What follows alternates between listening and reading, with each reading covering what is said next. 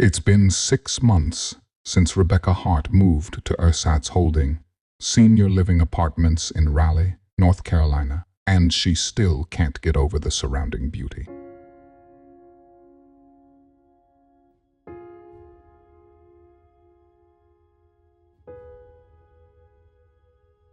The lawn is green, and the flowers are full of color and vibrance. The trees are in full bloom, like the settling of spring. Most of all, it is tranquil. No fighting family members, no condemnation from friends. This place feels like a well-needed rest for Rebecca Hart, and she needs it. It's been a long 20 years of bitterness, loneliness, and resentment. She's here to leave her troubles behind and forget the past, but she can't.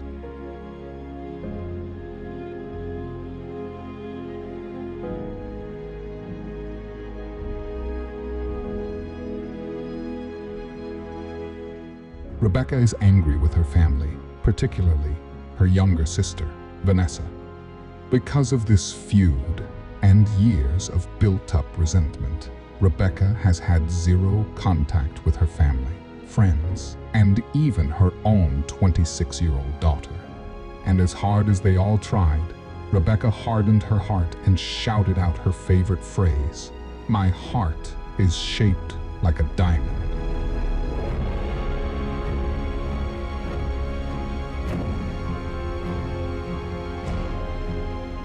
Rebecca said it with conviction. The diamond is the hardest, naturally occurring substance on Earth. And she wasn't wrong. Look it up. Diamonds owe their incredible hardness to a unique atomic structure, carbon atoms, bonded tightly to 4 others in a rigid, 3-dimensional lattice known as a tetrahedral structure. Now that was a word, tetrahedral. It sounded cold, unyielding, just like her heart. The diamond, she said, represented her own heart, hardened against love, forgiveness, and compassion. Their constant badgering for reconciliation had driven her away. Maybe distance would help them understand what she already knew in her bones. They're dead to me, she thought. The Bible calls unforgiveness a serious spiritual issue, sinful even. It hinders God's forgiveness, fractures relationships, and corrodes the soul. Rebecca was about to learn a powerful lesson about forgiveness, about what happens when hatred is left to fester and rot, until, at last, the heart becomes something cold, clear, and unbreakable, shaped like a diamond.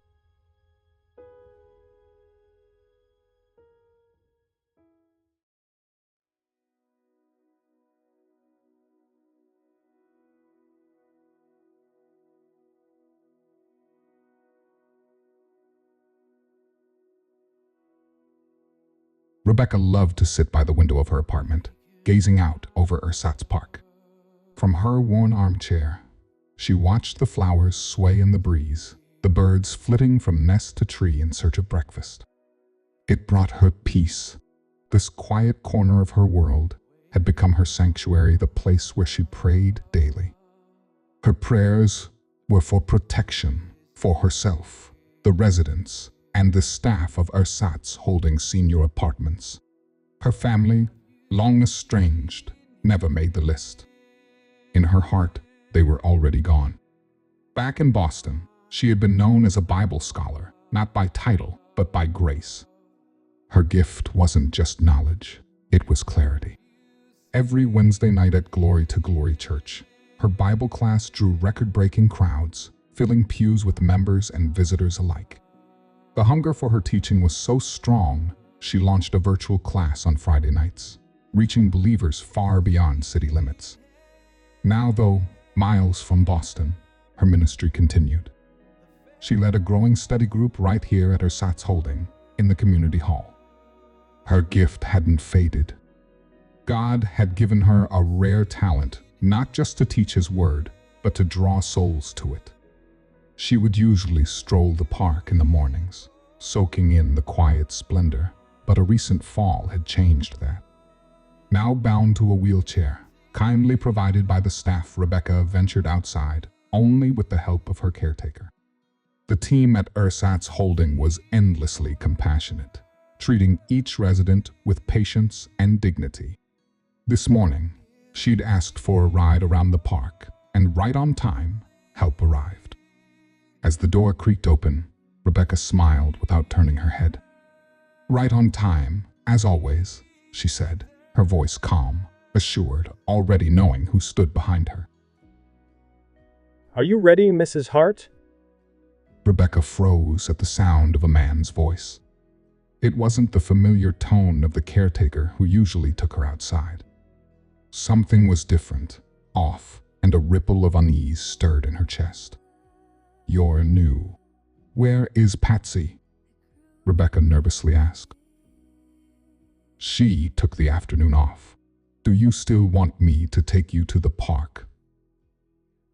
"All is well.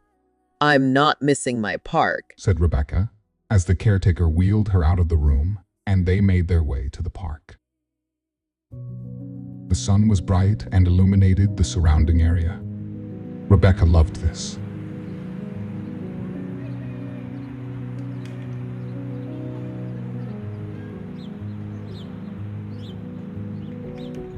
This was living. The colors of the world, sunlight glinting through leaves, the breeze whispering through the trees.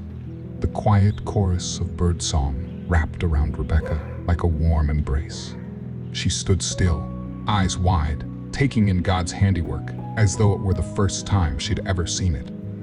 "Would you look at this?" she breathed, wonder shining in her voice. "I could stay here forever." Her words floated into the air, spoken more to the trees than to anyone nearby. Then, turning slightly, she gave an apologetic smile. "Forgive me, sir. I get like this every time I walk through the park." "No worries, ma'am." As she gazed across the garden, her eyes settled on a cluster of delicate pink flowers swaying gently in the breeze. "Look at those," she murmured.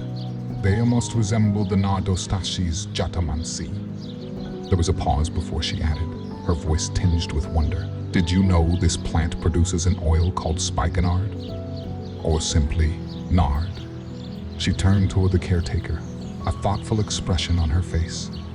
In the Bible, spikenard was considered incredibly precious, a fragrant, costly oil used for anointing. In John 12:3-7, Mary of Bethany anoints Jesus' feet with it. It's described as an act of extravagant love and worship. The caretaker listened quietly as she continued. It's also mentioned in Mark 14:3-9, when a woman anoints Jesus' head with the same oil. People didn't understand it then, but it was deeply symbolic. The scent of the nearby blossoms lingered in the air, subtle and sweet, echoing the reverence of those ancient moments. "You are gifted with a wealth of knowledge." "I've always found the world to be endlessly fascinating, a pocket full of history, meaning, and mystery. Even the smallest creatures, like the humble ant, carry a story. Even the grass beneath our feet is not forgotten. In the Bible, it holds symbolism, reminding us of life's fleeting nature. Before my fall, I used to walk through the park often, soaking in the serenity around me. I would pause to admire the play of sunlight through the trees, the way the wind stirred the leaves, and the quiet resilience of life all around. I love nature truly, deeply." Then, looking up with quiet curiosity, Rebecca asked, "What is your name?" "Gabriel." "What a lovely name. My grandfather's name was Gabriel. I wish he was here instead of the other members of my family." Rebecca paused for a moment, thinking to herself. "What a statement," Gabriel said, his voice low with disbelief. He leaned back slightly, studying her face. "Forgive me for asking, but I was told you have a daughter, siblings, and parents who are still alive. Why would you say such a thing?" Rebecca's eyes darkened. Her jaw tightened as she snapped, "Because they all betrayed me. They're dead to me." Gabriel raised an eyebrow, clearly taken aback. Dead to you? That's harsh, he said carefully. I was told you're a godly woman. How can you say that about your own family? How dare you question my place with God? I'll have you know I'm a godly woman. Rebecca snapped. I host Bible study every Wednesday night for the residents at Ersatz Holding. I teach quite a number of them too. I'm sorry if I upset you, Mrs. Hart. You didn't upset me, she shot back quickly. And it's Rebecca. I'm not some old woman, at least, not that old. After a moment, she turned to Gabriel. I suppose you're wondering what that was all about. Her voice had softened, calm now, almost resigned. Only if you want to talk about it, Gabriel replied gently. Rebecca gave a bitter laugh. Oh, I have no problem talking about my horrible family, especially my sister, Vanessa. Gabriel leaned forward. What happened? What did your sister and the rest of them do to cause you so much pain? Rebecca's eyes darkened, shadowed by memory. Where do I even begin? She murmured, as if speaking more to herself than to him. They reached the pond, its surface catching the late afternoon light. Rebecca slowed, her voice quiet. Could we stop here? I love watching the water. It keeps me calm while I talk about what was done to me. You can sit behind me if you like. Gabriel carefully positioned her in front of the pond. Then he lowered himself onto a bench just behind her, silent, waiting, giving her the space to breathe. Let's start with my failed marriage. I was too young, too eager. We thought it was love, or at least I did. I wanted the marriage, he didn't. Then I found out I was pregnant, and everything sped forward faster than I could catch my breath. We rushed to the altar, not out of readiness, but out of necessity. It was never perfect, but for a time, it worked. What is your ex-husband's name? Joshua Hart. For a while, we lived the picture of a happy family in a beautiful home. But then life crept in little by little, and happiness gave way to arguments. You know how it goes, child in the mix, tempers flaring, love burning hot, but so did the fights. Some months, Joshua and I barely spoke, and soon silence turned into separate bedrooms. Looking back now, it all seems so trivial. Yet even in those early days, I sensed the pig was stepping out on me. I kept quiet, said nothing, only let suspicion gnaw at me. Then the signs grew louder. Joshua began sneaking off to text in the bathroom, his phone buzzing with late-night calls, his excuses wrapped in the words business meetings. But it was all a sham. Every last bit of it. When were you certain that Joshua was unfaithful? Rebecca's voice trembled with fury as the memory spilled out. The proof started coming in more frequently. I remember one day while washing his clothes, she said. There it was, one of his work shirts, crumpled in the back of the closet, the collar stained with red lipstick. I didn't confront him. Not then. I just watched and waited. I needed to know who the heifer was.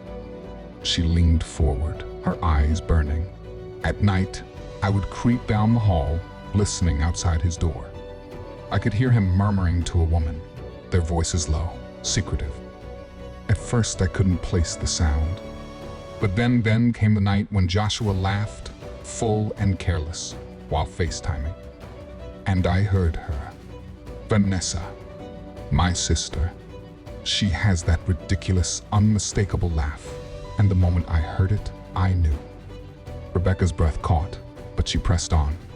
They were planning to meet for breakfast on Valentine's Day. Breakfast with her, before taking me out for dinner. She wanted him first. Can you believe that? And when he handed me flowers that night, all proud of himself, I lost it.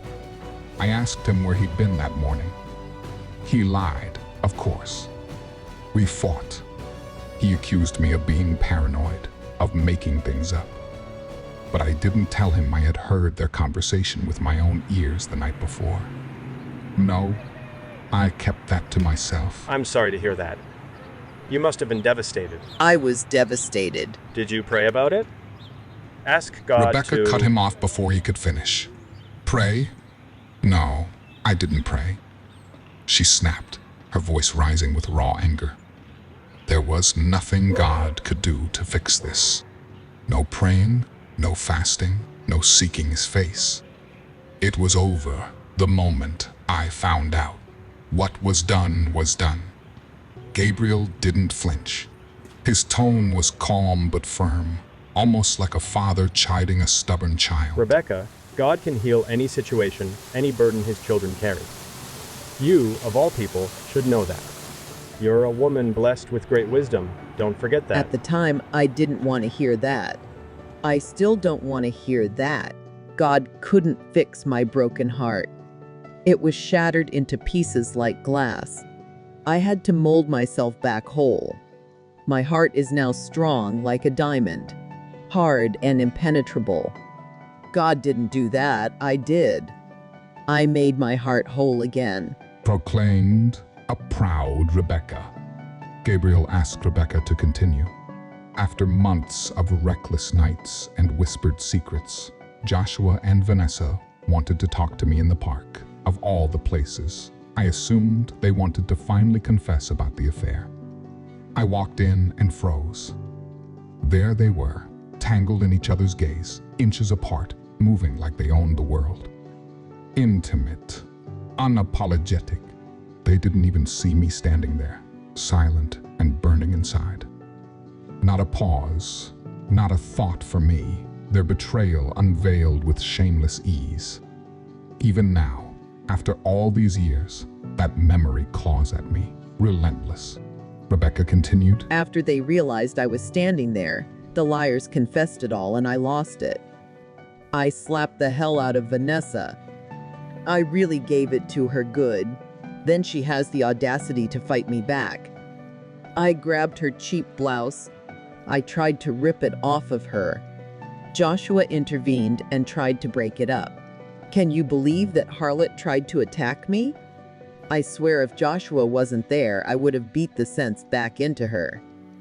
Vanessa had the nerve to accuse me of neglecting my husband for church and work, blaming me. My Bible classes were popular. I needed to do God's work. If that took time away from him, then so be it. I went from teaching 1 class a week to 3 classes a week. The classes were getting popular. They wanted me. I was doing what I was called to do. The fact that they used that as an excuse shows you how pathetic the two of them are. Gabriel's silence spoke volumes to Rebecca. She knew Gabriel didn't agree with her. You seem like you have something to say. Please continue. Joshua and Vanessa later told me they wanted to confess that day so they could be together. He asked for a divorce, then had the nerve to ask for forgiveness. I told them I will never, ever forgive them. I'm so sorry for you, but you know you have to forgive them. Not for their sake, but yours. God commands us to forgive our... My life was blown to pieces thanks to them. You expect me to forgive? I don't think so. My whole life changed after that day. Joshua moved out. I was depressed, angry, hurt. It affected my work, my relationship with my parents, siblings, my so-called friends, everything. All was destroyed because of them. How did this affect your relationship with family, church family, and friends? Rebecca's voice shook with rage, her words spilling out like fire. They all made their choice. When the affair first came to light, my family and friends stood with me. They condemned Vanessa and Joshua, refused to invite them to dinners, to gatherings, to anything that bore the name of family. I felt supported, shielded, but the moment the ink dried on the divorce papers, everything changed. Joshua and Vanessa announced their engagement, and suddenly the same people who had once shunned them began whispering about attending the wedding. At first, it was only talk, but talk turned into action. My parents claimed they had to be there for Vanessa's, since no one from her side of the family would attend. Meanwhile, Joshua's relatives, who had never liked me anyway, were all going. That I expected. But my own flesh and blood, for them to choose her over me. She pressed a hand to her chest, her eyes blazing. It was betrayal. A knife in my back, Rebecca continued. My sisters thought they were helping by telling me to move on, to heal, as if it were that simple. Then came the church. They claimed my attitude had changed, that I sounded bitter, and insisted I take time off to pray. I told them to find someone else to teach the Bible study and Friday night classes. I was finished. Every class I taught was shut down until they could replace me, but no one could ever lead them the way I had. Once again, they turned against me and chose them. That was the final straw. I cut ties completely. My church, my family, my friends, I buried them all in my heart. To me, they were dead. Dead to you? Gabriel's voice was thick with disbelief. Rebecca, this is your family, your church family, your lifelong friends. I was the one who was wronged. Rebecca's voice rose, sharp and trembling. No one seems to understand that. My so-called friends told me to move on, said it's been years since the divorce, that I was letting it destroy who I was. But they don't see what it did to me. They turned on me. They made me the villain.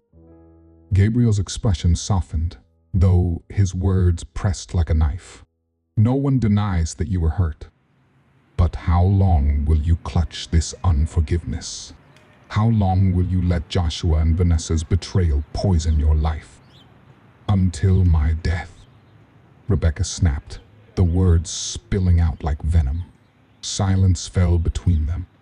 Gabriel's lips parted, but no words came. At last, he whispered, I feel so sad for you, Rebecca. I feel sad for me too. I was the one left broken, left with nothing while they went on living their best life. Vanessa got pregnant, and then Joshua bought her my dream home, the very house he and I once dreamed of together.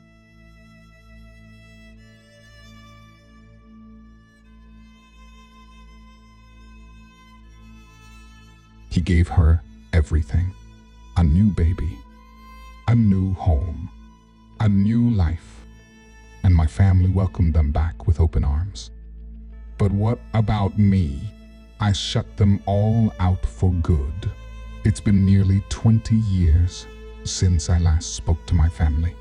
They still call, still leave messages, inviting me to holiday dinners, to celebrations, even to family emergencies. When my father had a mild stroke, I didn't even call to check on him. I cut everyone off, even my own daughter. Gabriel's eyes widened. Your daughter. You let your anger and bitterness spill onto her. Rebecca, she was innocent in all of this. Innocent? Rebecca sneered. She chose them over me.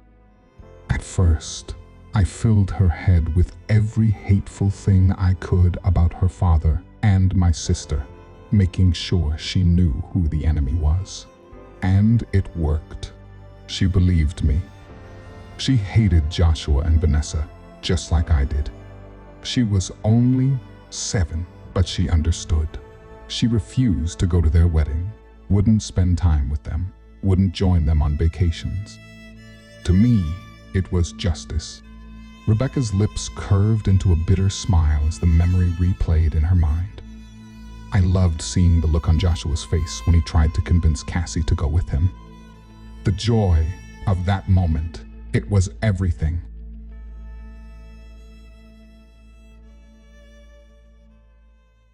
Rebecca's voice quivered as she recounted the memory. Years later, during my family's Christmas dinner party, my mother called Cassie on her cell phone and lured her over with promises of gifts. I let her go, but not without warning. Don't be fooled by them, I told her. Remember what they did to us? I knew her father and that harlot would be there. Just to be safe, I followed. I parked down the street, crept through the snow, and peered through my parents' window. I know it sounds weird, but I had to see what they were trying to do to Cassie.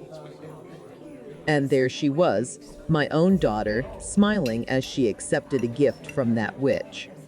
My heart shattered in that instant. They had her. They were pulling her in with presents and cards stuffed with money, drowning her in their false generosity, false love. Cassie was laughing, glowing, carrying on as if she'd forgotten everything I'd taught her. I knew then she was lost to me. She had chosen them. And the sight of it all, my family gathered around, eating, laughing, celebrating while I stood outside in the cold, watching. My mother cradled Joshua and Vanessa's little boy, no more than 6 years old, as if he were royalty. Her voice broke, almost a whisper. It wasn't long before she wanted to spend more time with her little brother. She wanted to see her father again. I said, "You want to see them? Then you go right ahead." I threw that ungrateful brat out of my house and told her to live with your father and that harlot. Gabriel shook his head in disbelief. Rebecca reminded Gabriel, "I told you, sir, my heart is shaped like a diamond. It's hard and impenetrable. She chose to abandon me. She got what she wanted. I never called her, not one time until recently. We got into an argument because I refused to come to her son's christening. I considered it, even with my other family attending. But once she told me Joshua and Vanessa was going, I exploded. I refused to go. I haven't even met my grandson, don't even know his name. I hate all of them," Rebecca said with anger. "I wish every evil imagined come and wreck their lives. I wish misery on them forever and ever." Rebecca, your heart, shaped like a diamond, has been hardened, but it wasn't meant for this. You've let something that happened nearly 20 years ago break you, trap you in a cycle of bitterness and resentment. Unforgiveness is a burden that chains the soul. This isn't only about freeing yourself from anger, it's about drawing closer to God, aligning your heart with His mercy. Your heart isn't stone, it was made for love, compassion, empathy. You are a remarkable woman, one who has done mighty things for the kingdom of God. Why risk throwing it all away? Why risk your very soul for an indiscretion buried in the past? "You sound just like the rest of them," Rebecca snapped, her voice trembling with fury. "I have done countless works for the kingdom of God. And you mean to tell me, my Father, who art in heaven, will condemn me to hell for being wronged? For something they did to me?" Gabriel's eyes steadied on hers, his tone unyielding but filled with sorrow. "No, Rebecca, you won't be condemned for what they did. You'll be condemned for your refusal to forgive. That is the burden you've placed on yourself.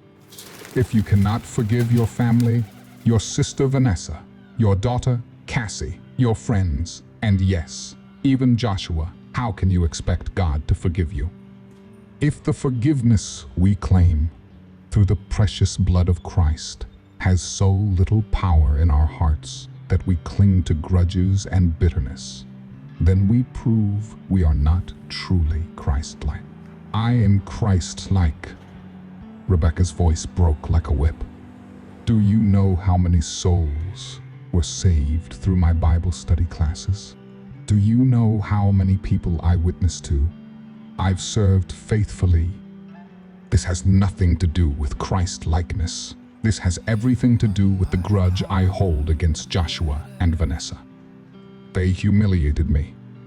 They offended me." Gabriel's voice lowered, grave and piercing. "Rebecca, how can you cling to a grudge when the offense against you is nothing compared to how greatly mankind has offended God?" Rebecca paused, letting Gabriel's words sink in. For the first time, she had to admit at least to herself that his point struck a chord. But her heart was still guarded, encased in years of anger and pain. With a reluctant sigh, she rolled her eyes and muttered, "Fine, maybe you have a point." In Matthew 6:14-15, Jesus says, "For if you forgive others their trespasses, your heavenly Father will also forgive you.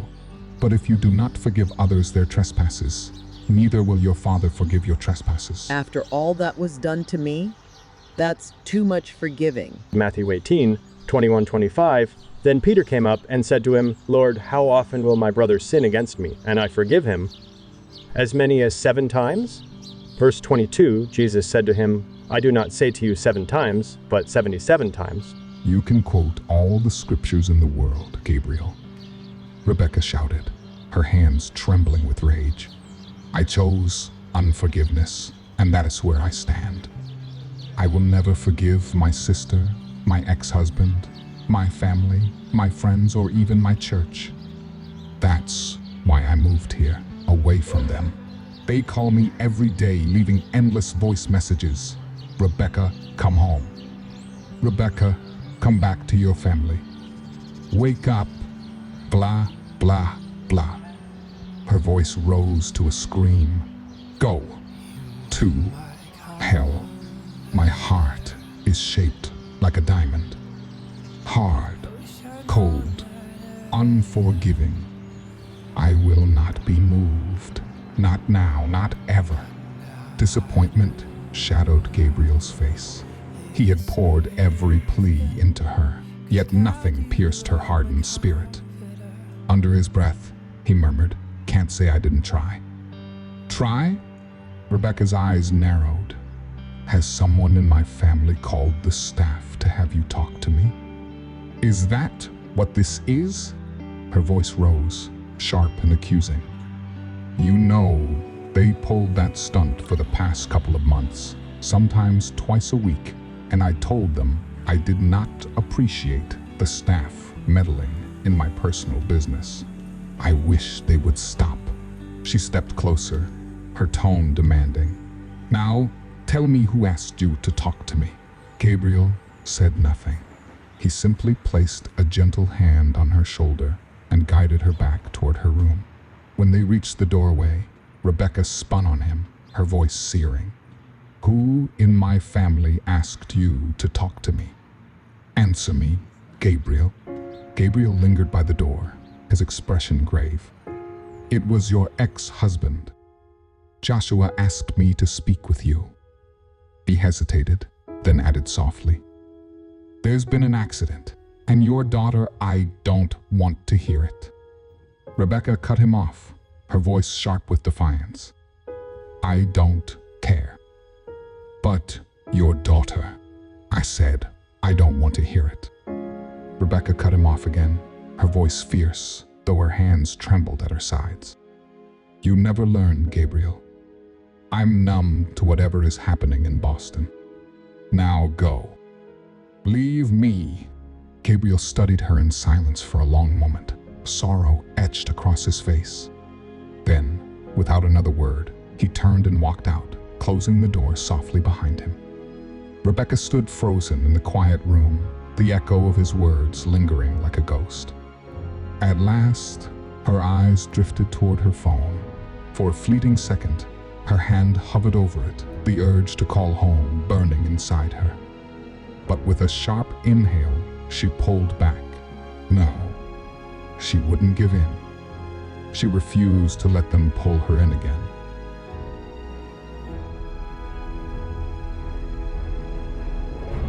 I wish Rebecca had listened.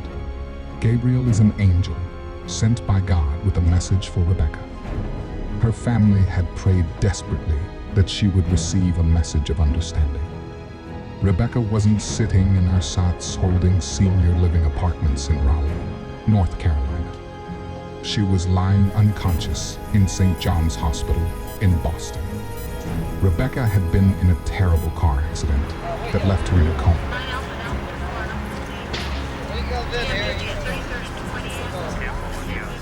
Witnesses said she was on the phone when it happened, arguing with someone.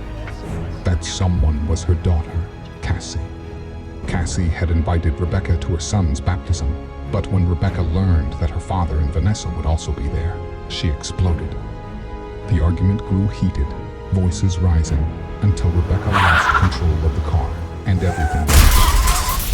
Her family gathered at her bedside, praying and weeping, crying out for God's mercy. Rebecca, come back home. Rebecca, come back to your family. Wake up. One voice after another pleaded. Her parents, her brothers and sisters.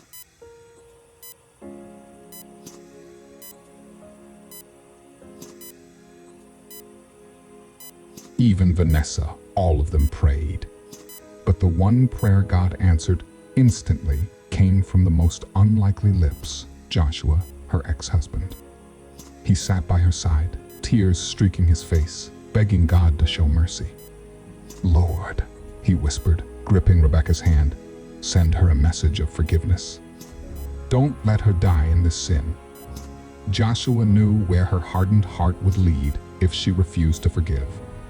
And though their history was marred with betrayal, his heart broke for her. In some way, he always carried the weight of responsibility for the path she had taken, for the spiral her life had become. So he prayed with every ounce of faith he had left, pleading for her soul. Then suddenly, as if heaven itself breathed upon him, Joshua felt a wave of peace wash over his spirit. Crushing guilt that had weighed on him for years lifted in an instant. He knew God had taken it away. And almost at that same moment, the doctors delivered grim news. Rebecca's condition had turned critical.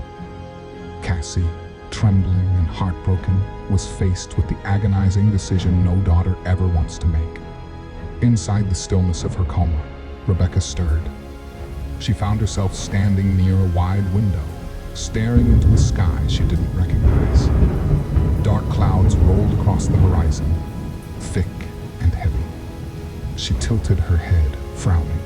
That's strange, she whispered to herself. It never rains here.